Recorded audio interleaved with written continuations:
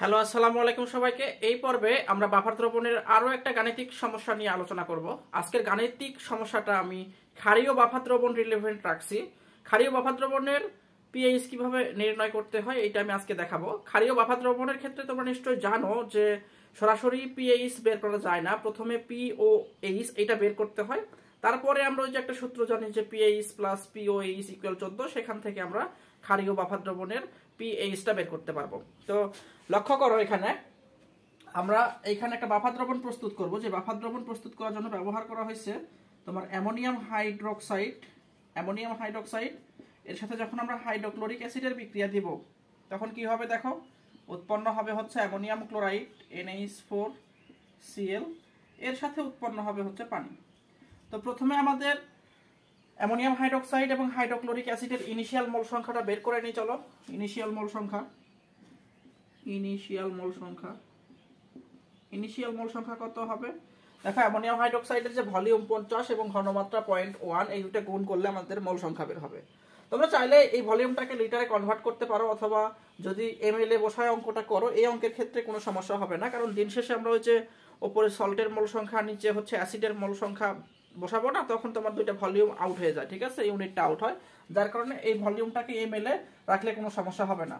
তো 50 গুণিতক 0.1 গুণ করলে এখান থেকে আসবে হচ্ছে 5 মোল অ্যামোনিয়াম হাইড্রোক্সাইড। হাইড্রোক্লোরিক অ্যাসিডের মোল সংখ্যাটা বের করে নাও।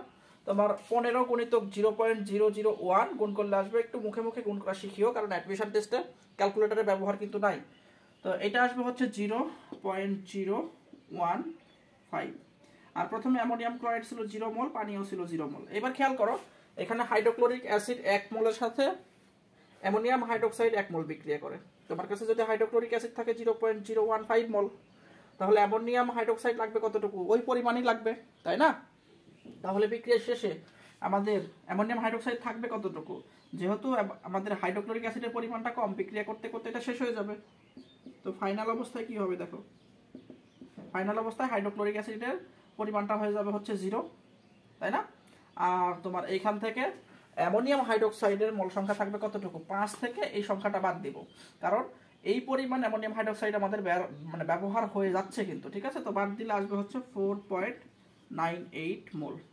আর আমাদের কাছে লবণ কতটুকু পাওয়া যাবে? হাইড্রোক্লোরিক অ্যাসিড 1 মোল থেকে অ্যামোনিয়াম ক্লোরাইড 1 মোল উৎপন্ন হচ্ছে।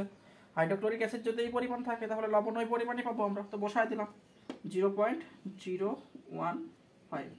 তো এখন আমাদের কাজটা হচ্ছে ওই যে ক্ষারীয় বাফার দ্রবণের জন্য পিওএইচ এর সূত্রটা লিখে ফেলবো। পিওএইচ সমান কি ছিল বলো? পিওএইচ সমান ছিল হচ্ছে PKB প্লাস লগ, উপরে থাকবে হচ্ছে n অফ সল্ট, মানে সল্টের মোল সংখ্যা, ডিভাইডেড বাই নিচে থাকবে কি? নিচে থাকবে হচ্ছে অ্যাসিড এর মোল সংখ্যা, তাই না? এখন মানগুলো বসাও দেখো। PKB সমান কত বলো? PKB জিনিসটা হচ্ছে মাইনাস লগ অফ কেবি। কেবি এর মান তো নিশ্চয়ই দেওয়া আছে, বসাই দাও। 1.8 10 ইনভার্স 5, 1.8 10 ইনভার্স 5, রাইট? তারপরে আমাদের এখান থেকে প্লাস লগ এন অফ সল্টের মোল সংখ্যা জানি কত দেখো তো। সল্টের মোল সংখ্যা আমরা পাইছি হচ্ছে 0.15, ডিভাইডেড বাই অ্যাসিডের মোল সংখ্যা জানি কত। অ্যাসিডের মোল সংখ্যা এটা বসাইলে হবে না, প্রথমে যেটা ছিল এটা বসাইলে হবে না, বিক্রিয়ার শেষে অ্যাসিড কতটুকু অবশিষ্ট থাকলো ওইটা বসাইতে হবে। তো বসাই দাও 4.98, তাই না? এখান থেকে তোমাদের যে মানটা বের হবে সেটা হচ্ছে তোমার পিওএইচ এর মান।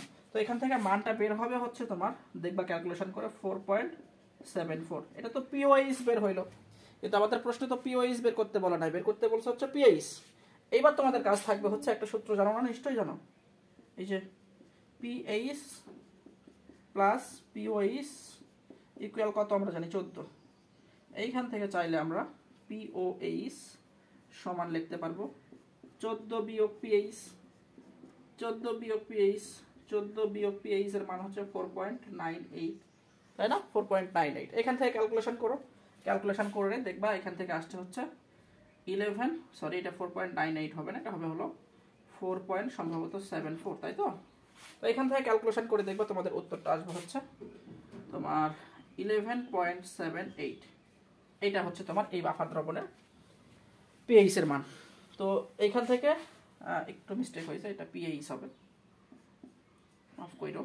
আর এটা হবে হচ্ছে আমাদের পিওইস। পিওইস এর মানে তোমরা বের করছিলাম না, তো পিওইস এর মানটা তো বাদ দিব 14 থেকে। তো পিওইস এর মান দেখা যাচ্ছে 7 এর উপর চলে গেছে। যেহেতু পিওইস এর মান 7 এর উপর চলে গেছে, তাহলে এখান থেকে আমরা চাইলে এই ইনফরমেশনটা ডেলিভারি করতেই পারি। আমরা যে বাফার সলিউশনটা বানাইছিলাম সেই বাফার সলিউশনটা হচ্ছে তোমার ক্ষারীয় বাফার সলিউশন। তো দেখা হবে পরবর্তী কোনো একটা লেকচারে। ভালো থেকো, সুস্থ থেকো, আল্লাহ হাফেজ। আর ভিডিও যদি ভালো লাগে তাহলে তোমরা ভিডিওতে লাইক করো, কারণ তোমাদের লাইক খুব জরুরি।